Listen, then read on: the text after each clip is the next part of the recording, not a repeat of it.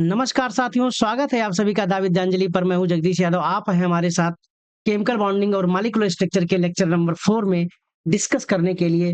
इस पर आज हम लोग चर्चा करेंगे और आज का जो टॉपिक है वो हमारा है वसेपर थ्योरी।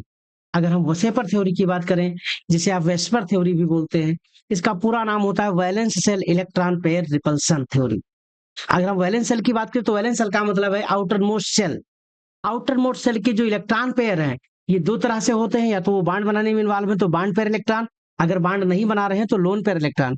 और इनमें होता है रिपल्सन, और रिपल्सन का सीक्वेंस होता है कि लोन पेयर में रिपल्सन ज्यादा, बांड पेयर लोन पेयर में रिपल्सन कम, और बांड पेयर में रिपल्सन सबसे कम।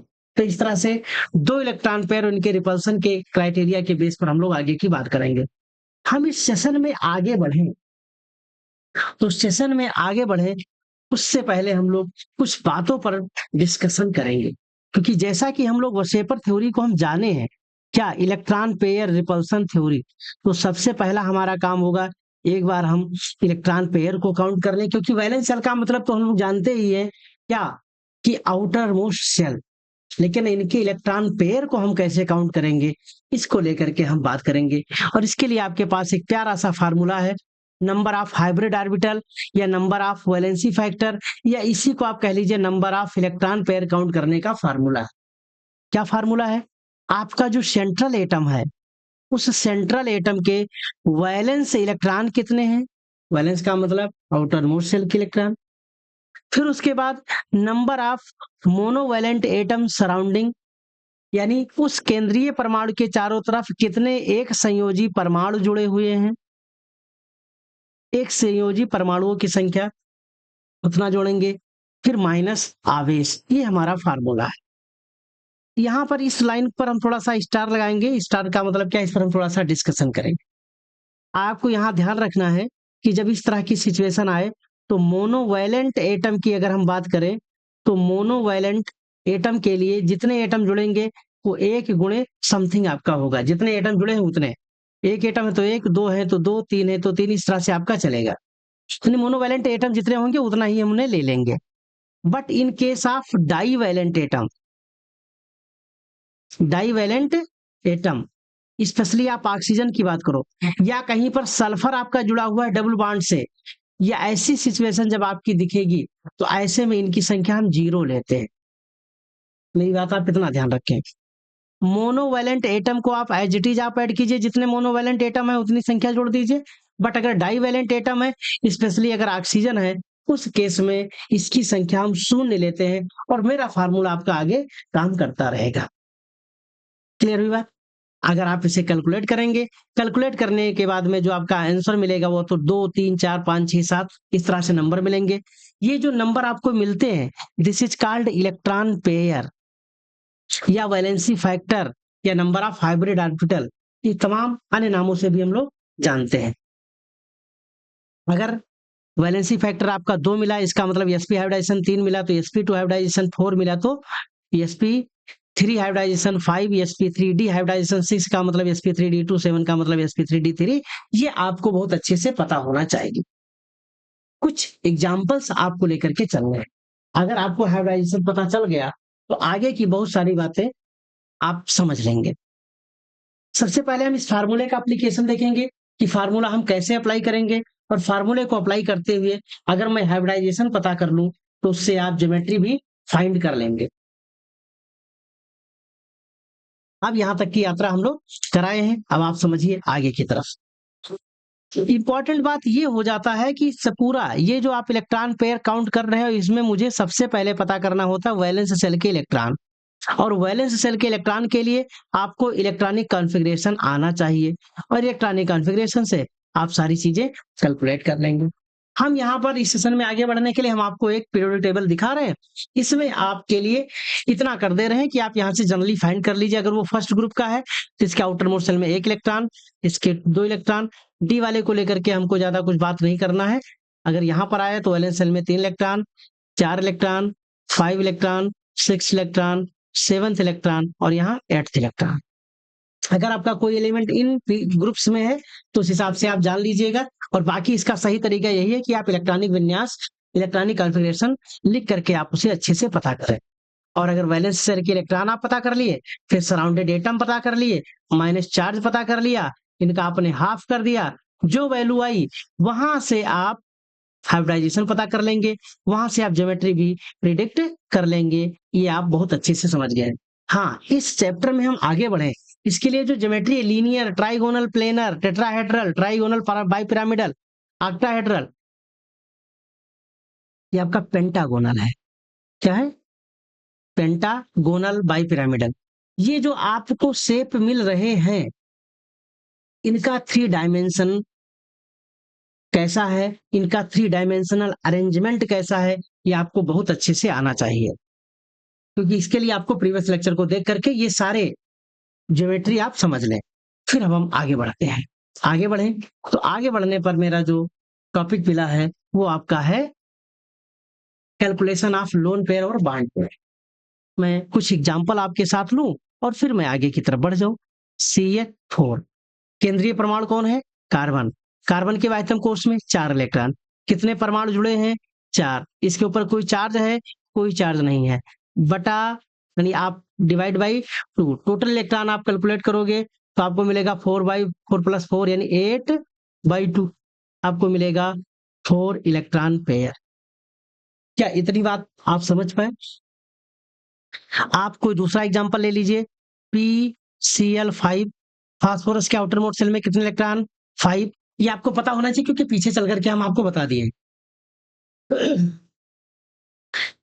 कितने क्लोरीन एटम जुड़े हैं? 5, क्योंकि क्लोरीन मोनोवैलेंट एटम है। 5, कोई चार्ज है नहीं। टोटल का 2 आपको मिल जाएगा 5, और ये जो 5 मिलता है ये आपका 5 इलेक्ट्रॉन पेयर होता है। आप कोई और ले लीजिए। आप ले लेते हैं SO3। आपको बोले हैं कि जो ऑक्सीजन है वो बाईवैलेंट है, तो सल्फर के आउटर मोस्ट शेल में 6 इलेक्ट्रॉन।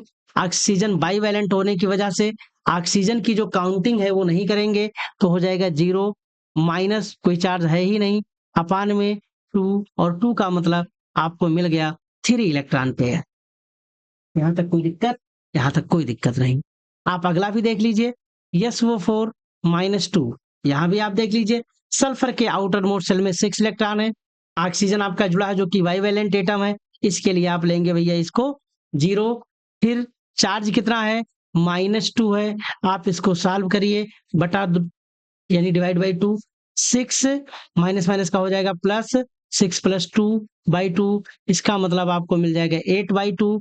8/2 का मतलब 4 इलेक्ट्रॉन पेयर। क्या आप इस तरह से इलेक्ट्रॉन पेयर आप कैलकुलेट कर लेते हैं? जी हाँ। बट यहाँ पर जो हमने टोटल इलेक्ट्रॉन पेयर कैलकुलेट किए हैं, यहाँ से हम ये नहीं बता पा रहे हैं कि ये जो आपने कैलकुलेट किया है ये बॉन्ड पेयर है या लोन पेयर है। मेरे दोस्तों, जितना आपने कैलकुलेट किया है इलेक्ट्रॉन पेयर, अगर उतने ही सराउंडेड एटम हैं, उतने ही अगर बॉन्डेड एटम हैं, इसका मतलब ये 4 के चारों इलेक्ट्रॉन पेयर बॉन्ड बनाने में इन्वॉल्व हैं। इसका मतलब यहाँ पर जो बॉन्ड पेयर इलेक्ट्रॉन हैं उनकी संख्या 4 है। तो जो 4 के चारों बॉन्ड बना लिए, इसका मतलब लोन पेयर इलेक्ट्रॉन 0। और आपसे अगर पूछ लिया जाए 4 इलेक्ट्रॉन पेयर है तो हाइब्रिडाइजेशन क्या होगा? sp3। ये 3 बातें आपके समझ में आ गई।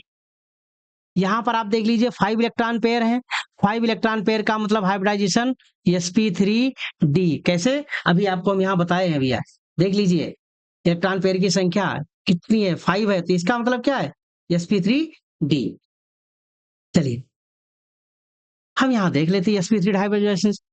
5 इलेक्ट्रॉन पेयर भी हैं और 5 सराउंडेड एटम भी हैं। इसका मतलब ये पांचों इलेक्ट्रॉन पेयर बॉन्ड बनाने में इन्वॉल्व हैं। इसका मतलब बॉन्ड पेयर इलेक्ट्रॉन 5।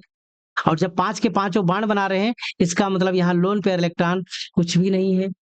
तो क्या यहाँ आप बता सकते हो हाइब्रिडाइजेशन sp2, क्योंकि 3 इलेक्ट्रॉन पेयर, 3 के तीनों बॉन्ड बना रहे हैं क्योंकि 3 इलेक्ट्रॉन पेयर हैं, और सराउंडेड एटम भी 3 है। इसका मतलब 3 के तीनों क्या है?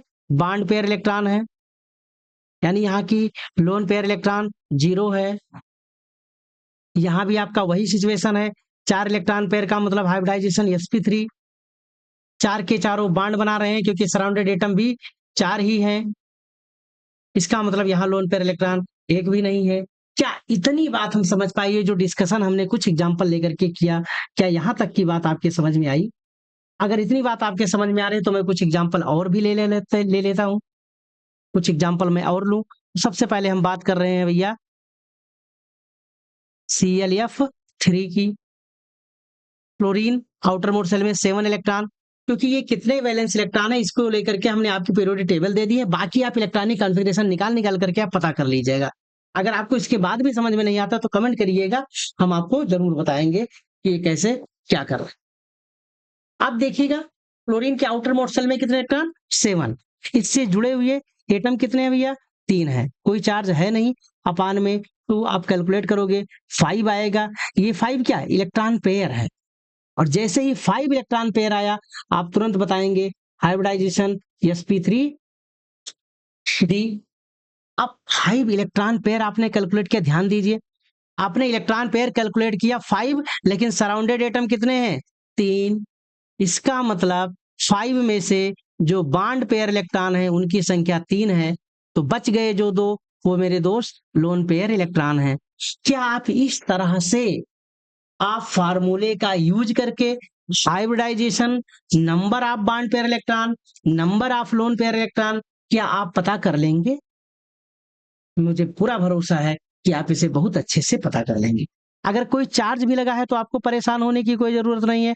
IF4+। अगर हम आयोडीन की बात करें तो आयोडीन के भी वाइटम कोष में 7 इलेक्ट्रॉन। इससे जुड़े हुए परमाणु कितने हैं? 4। माइनस आपका आवेश है, आवेश आपका है +1 डिवाइडेड बाई 2। आप इसे कैलकुलेट कीजिए। 7 + 4 11, 11 माइनस प्लस का माइनस, यानी ये हो जाएगा आपका 10/2, यानी आपका हो जाएगा 5 इलेक्ट्रॉन पेयर। और जैसे आपने 5 इलेक्ट्रॉन पेयर की बात करी तो हाइब्रिडाइजेशन तो बिल्कुल फिक्स है, sp3d।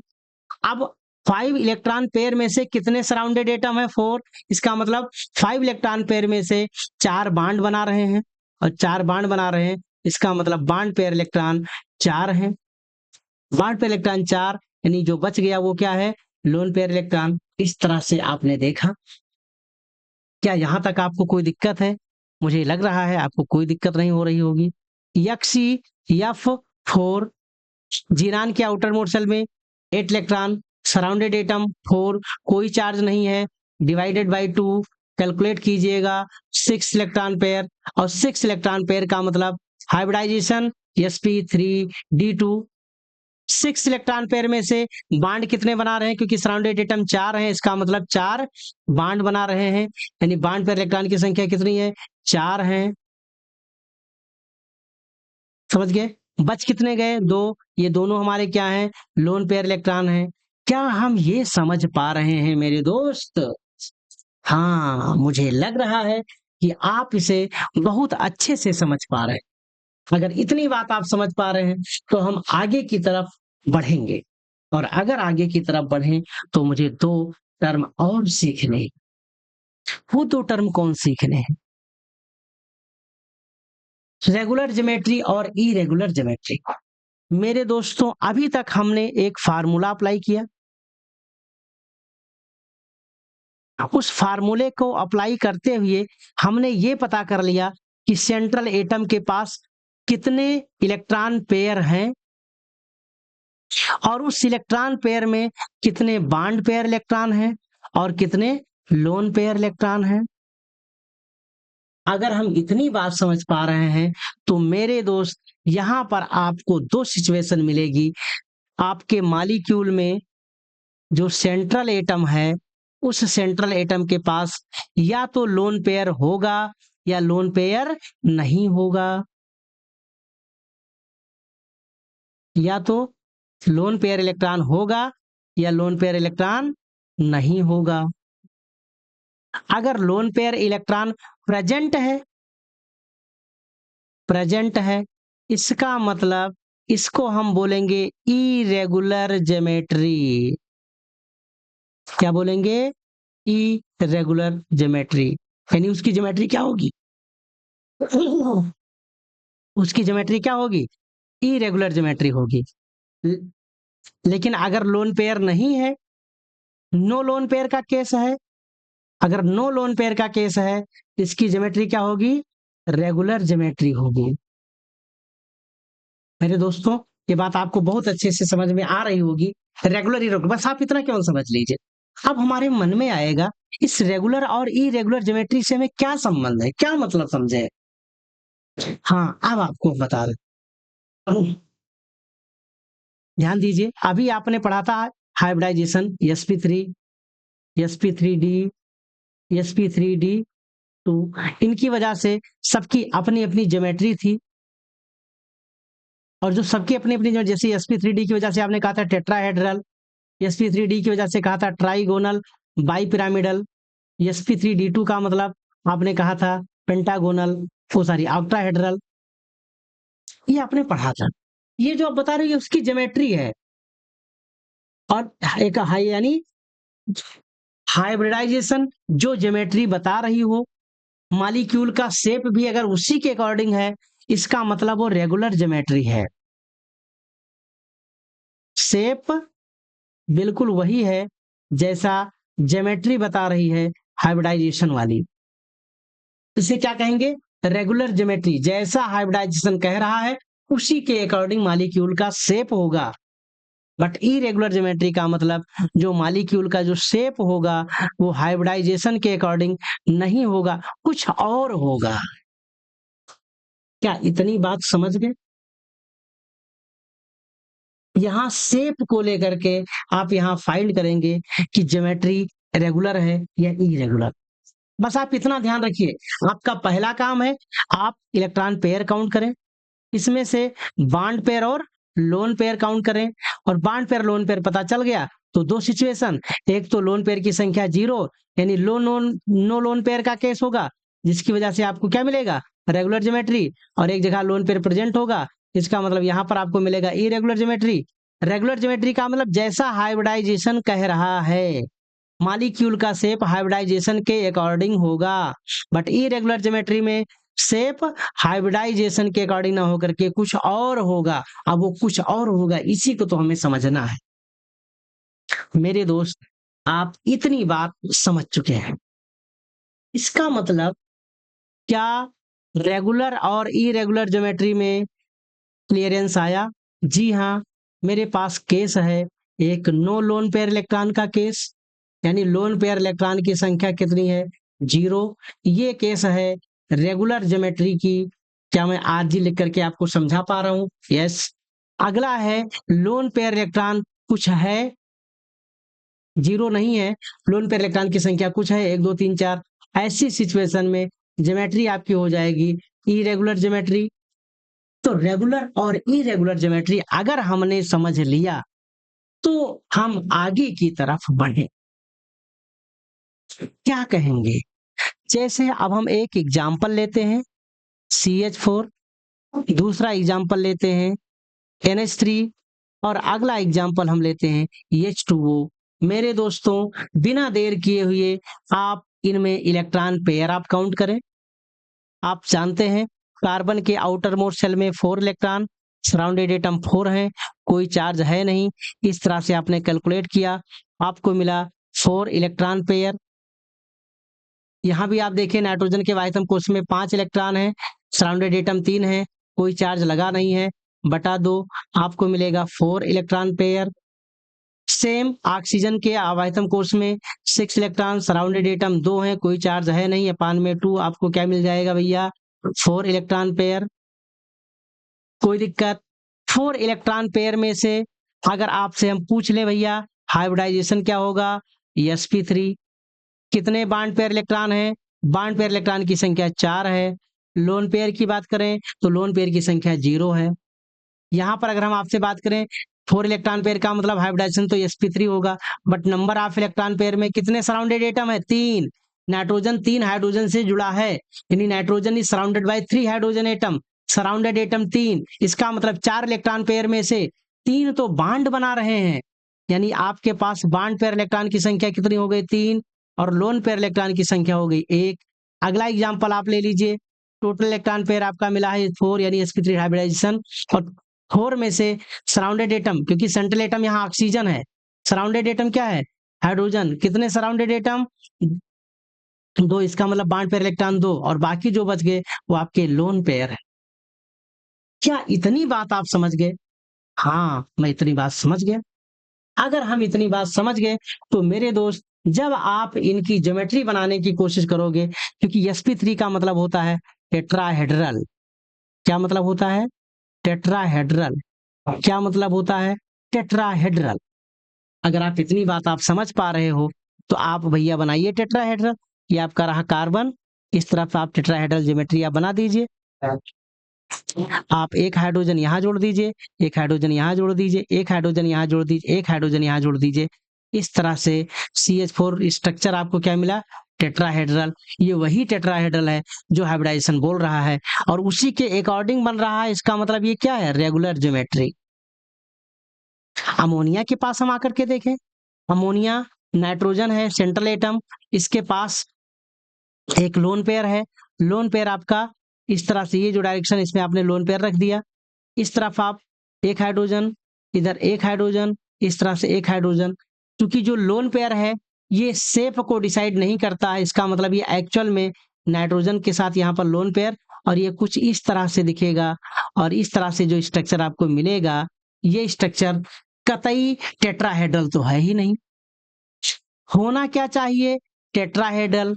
लेकिन इस लोन पेयर की वजह से इसका शेप टेट्राहेड्रल नहीं है। अगर इसको नाम देना चाहें तो इस स्ट्रक्चर को हम बोलते हैं ट्राइएंगुलर पिरामिडल।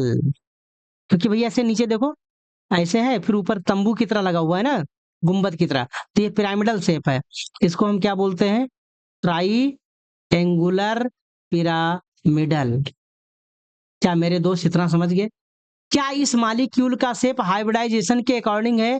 जी नहीं, क्योंकि आपने फार्मूले से जो 4 इलेक्ट्रॉन पेयर कैलकुलेट किया, जिसके अकॉर्डिंग आपने sp3 हाइब्रिडाइजेशन बताया, जिसके अकॉर्डिंग हमारी एक्सपेक्टेशन थी कि ज्योमेट्री टेट्राहेड्रल होनी चाहिए, तो ज्योमेट्री टेट्राहेड्रल हाइब्रिडाइजेशन के अकॉर्डिंग तो है, बट शेप मालिक्यूल का टेट्राहेड्रल ना होकर के ट्राइएंगुलर पिरामिडल हो गया। और ट्राइएंगुलर पिरामिडल इसका मतलब शेप हाइब्रिडाइजेशन के अकॉर्डिंग नहीं रहा, इसका मतलब ये रहा आपका इरेगुलर ज्योमेट्री।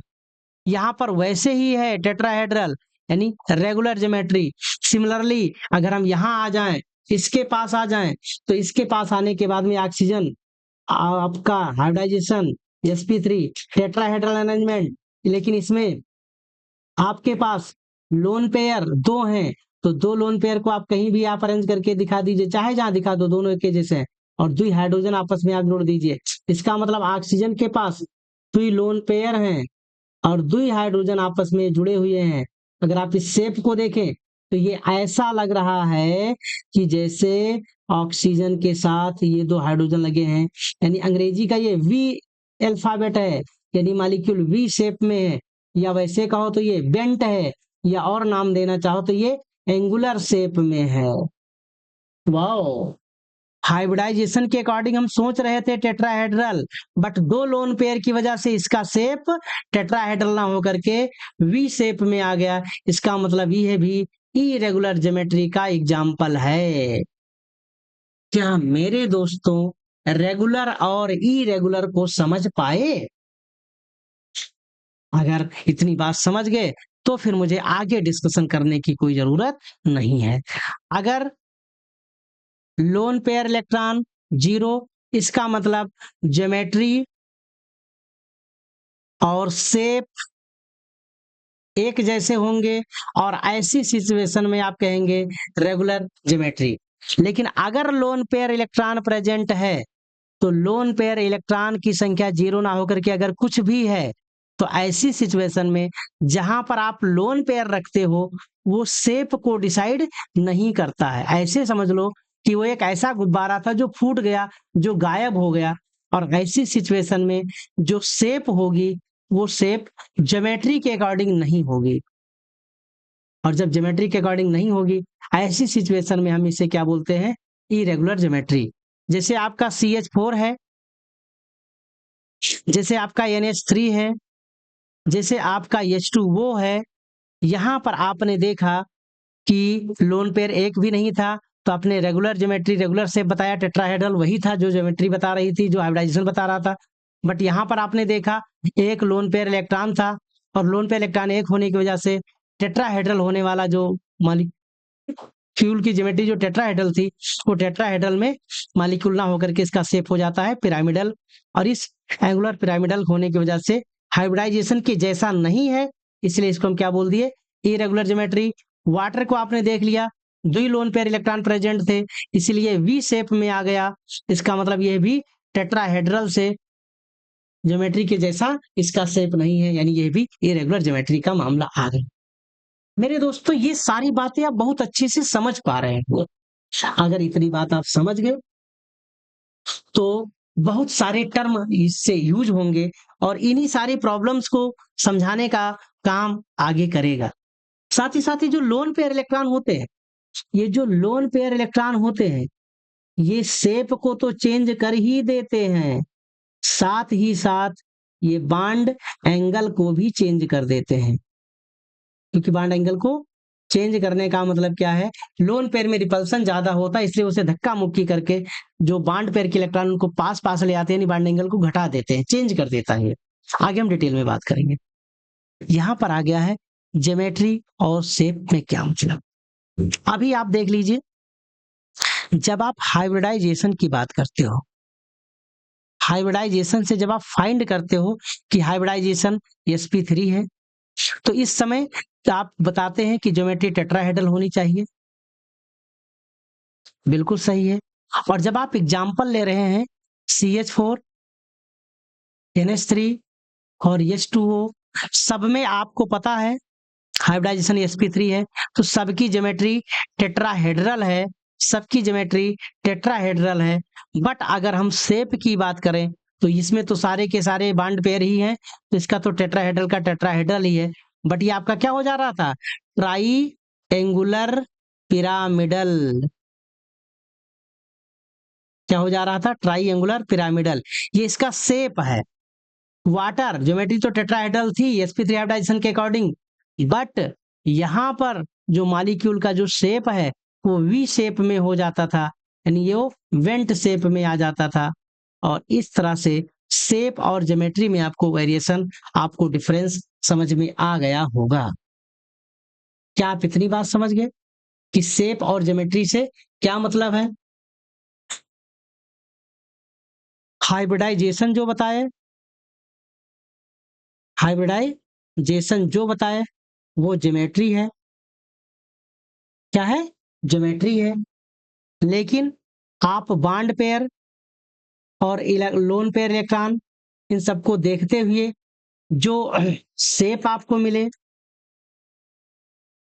लोन पेयर है तो कुछ ना कुछ वेरिएशन होगा, ये आपका शेप है। अगर इतनी बात आप समझ चुके, यहां तक की अगर यात्रा हम लोग कर चुके हैं, तो मुझे पूरा भरोसा है कि आप लोग ये सारी चीजें अच्छे से समझ पा रहे हैं। फिर देख लीजिए, लोन पेयर जो इलेक्ट्रॉन होता है, ये लोन पेयर इलेक्ट्रॉन के साथ बहुत ही रिपल्सन फील करता है। लोन पेयर इलेक्ट्रॉन और बॉन्ड पेयर इलेक्ट्रॉन की रिपल्सन थोड़ा सा कम लगता है, बॉन्ड पेयर और बॉन्ड पेयर में रिपल्सन बहुत ही कम लगता है। इस तरह से इस रिपल्सन की वजह से, जैसे अगर हम देखें नाइट्रोजन के पास जो एक लोन पेयर इलेक्ट्रॉन है, ये इन सारे बॉन्ड एंगल को अंदर की ओर दबा देगा, जिससे जो बॉन्ड एंगल है वो भी चेंज हो जाएगी। आपने यहाँ बॉन्ड एंगल की बात करूं तो sp3 हाइब्रिडाइजेशन के अकॉर्डिंग बॉन्ड एंगल होना चाहिए 109 डिग्री 28 मिनट, बट इस लोन पेयर की वजह से ये बॉन्ड एंगल भी चेंज हो जाती है, ये 107 डिग्री के आसपास हो जाती है। इसका मतलब जब शेप चेंज होता है तो शेप और एंगल दोनों चेंज हो जाते हैं। इस तरह से ये सारी स्टोरी हम समझ रहे थे हाइब्रिडाइजेशन के बाद वसेपर की, यानी किस तरह से जो लोन पेयर इलेक्ट्रॉन है वो शेप और ज्योमेट्री और एंगल एक दूसरे को कैसे प्रभावित करता है। ये रही आपकी वसेपर थ्योरी। हमने कॉन्सेप्चुअली बहुत अच्छे से यहाँ तक समझ ली। अगर यहाँ तक की इस बात समझ ली तो आपसे कुछ कहने की जरूरत है कि वैलेंस सेल के इलेक्ट्रॉन पेयर के रिपल्सन का क्या कॉन्सेप्ट है। जी बिल्कुल आपको पता है। फिर यहाँ पर आप वन बाय वन आप इसको पढ़ते जाइए, वन बाय वन आप पढ़ते जाइएगा, समझते जाइएगा, और आपको सारी बातें समझ में आएगी जो हमने अब तक डिस्कस किया है। डिस्कस करने के बाद में एक क्वेश्चन आ जाएगा कि लोन पेयर एक दूसरे को ज्यादा रिपेल क्यों करते हैं। उसके पीछे एक ही रीजन है कि जो लोन पेयर इलेक्ट्रॉन है ये सेंट्रल एटम के पास होते हैं और जो बॉन्ड पेयर इलेक्ट्रॉन होते हैं वो दो एटम के बीच में शेयर्ड होते हैं। तो दो एटम के बीच शेयर होने की वजह से वो उतना ज्यादा रिपल्सन नहीं कर पाते हैं जितना ये वाले जो अनशेयर्ड इलेक्ट्रॉन पेयर है, जिन्हें आप लोन पेयर इलेक्ट्रॉन कहते हैं। यहाँ अपने लोन पेयर पर ज्यादा होता है, लोन पेयर बॉन्ड पेयर का कम, बॉन्ड पेयर का सबसे कम। बहुत अच्छे से आपने समझ लिया। ये वही एग्जाम्पल है कि वही आपका CH4 है जो इस तरह से दिखता है। बॉन्ड एंगल 109 डिग्री 28 मिनट, यहाँ पर 107 डिग्री 107.3 डिग्री है। किस तरह से इस लोन पेयर की वजह से, इंपॉर्टेंट बात, किस तरह से इस लोन पेयर की वजह से बॉन्ड एंगल घट गई, और शेप भी जब आप देखोगे तो इसका तो कोई रोल है नहीं, ये आपका ट्राइएंगुलर पिरामिडल की जैसा शेप दिखाएगा। अगर हम यहां तक की सारे डिस्कशन को समझ गए तो मेरे दोस्त आप कुछ एग्जाम्पल, कुछ हमारे प्रश्नों का जवाब दे दीजिए। Number of lone pair CH4 में कितने, अमोनिया में कितने, वाटर में कितने, आप बता ही दोगे। लोन पेयर और बॉन्ड पेयर में रिपल्सन का सीक्वेंस क्या है वो बता ही दोगे। और अब हम यहाँ पर आ गए हैं इसकी बात करने के लिए, बात करने आ गए हैं वसेपर थ्योरी का एप्लीकेशन। और एप्लीकेशन के पॉइंट ऑफ व्यू से अगर हम बात करें तो फिर वही बात, लोन पेयर इलेक्ट्रॉन है या नहीं। लोन पेयर इलेक्ट्रॉन जीरो, यानी नो लोन पेयर के केस में रेगुलर ज्योमेट्री, और रेगुलर ज्योमेट्री का मतलब जो शेप तुम्हें दिख रहा है वही दिखेगा। आप आ जाइए, number of electron pair 2, hybridization sp, shape आपको मिलेगा लीनियर, धूमधाम से। ये सारे आपके अपने एग्जाम्पल हैं, किसी को कोई दिक्कत है? अगर आप आगे भैया नंबर ऑफ इलेक्ट्रॉन पेयर 3 और 3 के तीनों बॉन्ड बना रहे हैं तो ये क्या हुआ गया आपका ट्राइगोनल प्लेनर ज्योमेट्री, क्योंकि लोन पेयर यहाँ है नहीं, हमने नो लोन पेयर का केस लेकर के अभी हम बात कर रहे हैं। अगला 4 electron pair hybridization sp3, lone pair कुछ है नहीं, तो लोन पेयर का मतलब कुछ नहीं, यानी रेगुलर ज्योमेट्री, यानी ये आपका टेट्राहेड्रल शेप में दिखेगा। बॉन्ड एंगल 109 डिग्री 28 मिनट या 109 डिग्री 109.5, ये आपका हो जाएगा। एग्जाम्पल आपके पास है, ऐसे बहुत सारे एग्जाम्पल होंगे, हम उस पर बात करेंगे। अगला होगा 5 इलेक्ट्रॉन पेयर, कुछ बताने की जरूरत, हमने खूब डिटेल में बात कर लिया है, सारी चीजें आपको अच्छे से समझ में आ रही है। 6 इलेक्ट्रॉन है तो आप जान जाइए लोन पेयर है नहीं, तो बिल्कुल रेगुलर जो हाइब्रिडाइजेशन बता रहा वही शेप होगा, दैट इज योर ऑक्टाहेड्रल। 7 की बात करें sp3d, 3 hybridization, pentagonal bipyramidal shape होगा, एग्जांपल आपका IF7 है। कोई दिक्कत नहीं, आप आराम से समझते हुए समझ जाएंगे। और जैसे आपने देखा नो लोन पेयर का केस था, यानी रेगुलर ज्योमेट्री थी, यानी रेगुलर ज्योमेट्री का मतलब मॉलिक्यूल का शेप भी, मॉलिक्यूल का शेप भी हाइब्रिडाइजेशन के अकॉर्डिंग ही था, यानी ये रेगुलर ज्योमेट्री का केस था। मॉलिक्यूलर ज्योमेट्री वही होगी जो हाइब्रिडाइजेशन बता रहा। बट अगर हमें लोन पेयर होंगे कुछ समय इसमें कुछ वेरिएशन आ जाएंगे मेरे दोस्त।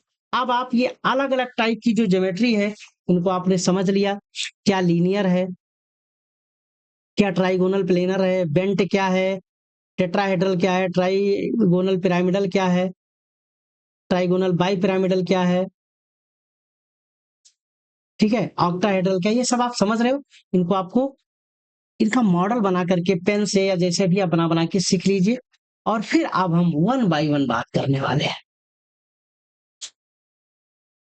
sp2 हाइब्रिडाइजेशन है, 3 इलेक्ट्रॉन पेयर आपने काउंट किया हाइब्रिड ऑर्बिटल, उसमें से 2 तो बॉन्ड बना रहा है और एक लोन पेयर है। मेरे दोस्तों अगर इस एग्जाम्पल की मैं बात करूं तो एक्चुअल में sp3 का मतलब ये क्या बनाता है, वाई लाइक स्ट्रक्चर बनाता है। इसमें से एक लोन पेयर है तो आप यहाँ लोन पेयर रख दीजिए। तो लोन पेयर की वजह से क्या ये ज्योमेट्री में पार्टिसिपेट करेगा, ये वाला साइड नहीं करेगा, तो ये एक एटम यहाँ जुड़ेगा, एक एटम यहाँ जुड़ेगा। बोलो भैया क्या ये वी शेप में है, वेंट शेप में है? जी हाँ, बिल्कुल वेंट शेप में है। बॉन्ड एंगल जो 120 होनी चाहिए वो उससे थोड़ा सा कम होकर के लगभग 190 119 के आसपास हो जाएगा, या उससे भी थोड़ा कम होगा। समझ पा रहे हो? अगर हम sp3 की बात करें 4 इलेक्ट्रॉन पेयर मिलेंगे, लोन पेयर कुछ भी नहीं है, बिल्कुल कोई दिक्कत नहीं है, आपका मिल जाएगा टेट्राहेड्रल। एग्जाम्पल आपके पास बहुत सारे हैं। sp3 हाइब्रिडाइजेशन तो है, इलेक्ट्रॉन पेयर आपने 4 कैलकुलेट भी कर लिए, लेकिन यहाँ पर एक लोन पेयर आ गया।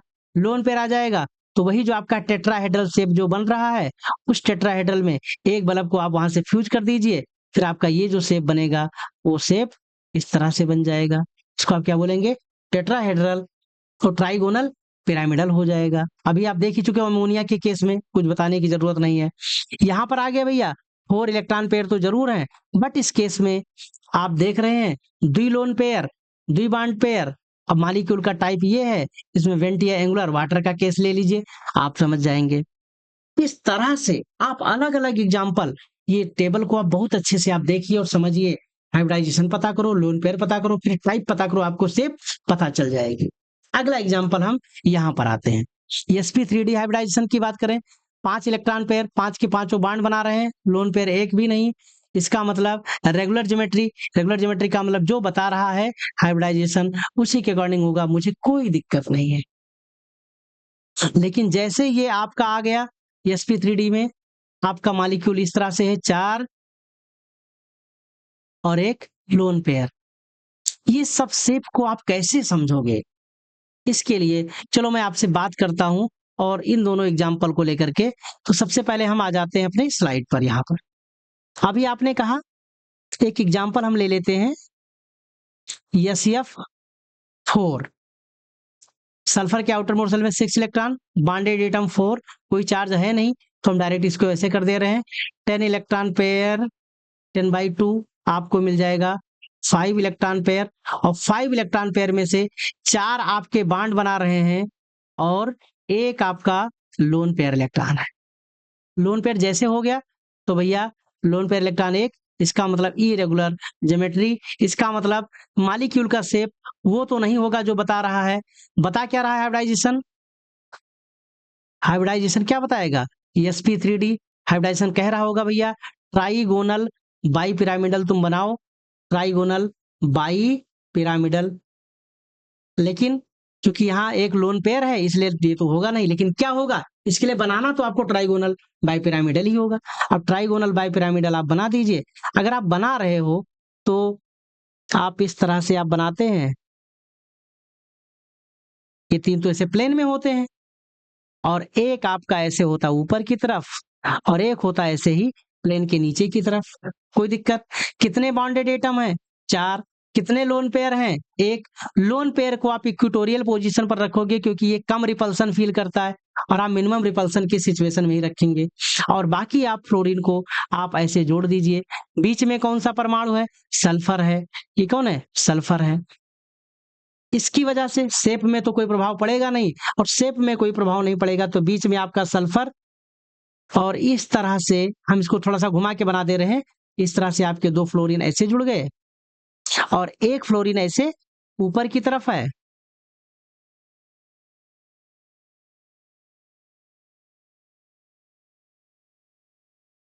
और एक फ्लोरीन ऐसे बिल्कुल नीचे की तरफ है।